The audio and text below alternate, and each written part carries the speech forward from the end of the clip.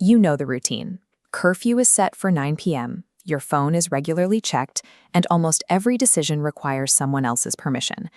It's easy to start believing that independence is a destination you can only reach by packing your bags and physically leaving this house. This creates a trap, the postponed freedom fallacy. It's the act of putting your entire life on hold for a day that might be years away or may never arrive. When that door finally opens years later, many find they've practiced waiting so long they no longer know how to make a choice for themselves. The internal capability to live for yourself has to be exercised, or it disappears. Most view freedom like a light switch. You're off at home or on when you move out. Try viewing independence as a dial instead. You can rotate that dial upward a fraction of a degree today, even under the exact same household rules. This change in perspective shifts you from waiting for a permission slip to taking immediate micro-control over your own reality. Consider Kavya.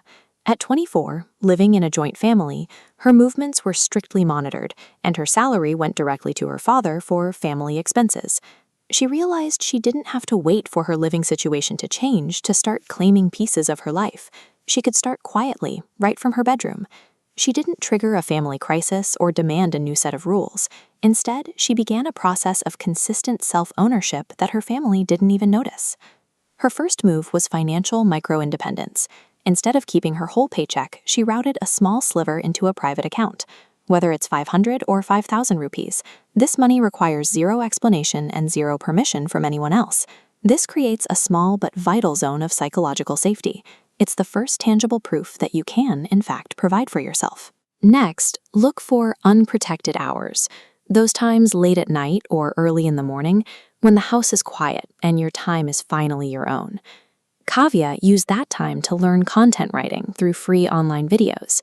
Skills like design or data entry or even coding only require a phone and a bit of focus, and once you learn them, they cannot be taken away. Building a skill in secret creates an earning potential that stays with you. It is a portable asset that exists outside of your family's influence. The final dial is emotional sovereignty. This is the internal decision to stop asking your family to validate your dreams or your personal thoughts. You can build a private mental space where your plans for the future are valid simply because they are yours. You don't owe the outside world an apology for what you want. When you achieve this, your identity becomes independent of their approval. Your plans are real to you, even if no one else in the house knows they exist. You might feel that your home is too restrictive for any of this to work, that your family's control is absolute. Even in the most controlled environments, microscopic steps are possible. One secret bank account with a few hundred rupees, or 1 hour a week spent learning a skill, still moves the needle. 3 years later, Kavya is still in that same house, but the reality of her life has changed.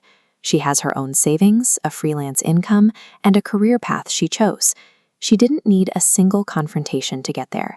She built her world quietly, through small actions that added up over time. View your current living situation as a single chapter in a much longer book. You can build a foundation for your future while you're still on these pages. Here is your challenge for today. Pick one dial, financial, skill, or mental, and spend 20 minutes acting on it. Research a course, look into an account, or just write down a plan without feeling guilty. Let me know which one you're choosing. Write financial, skill, or mental in the comments. The space you claim for yourself might start small, but the impact it has on your future is absolute. You are starting your own world, right where you are.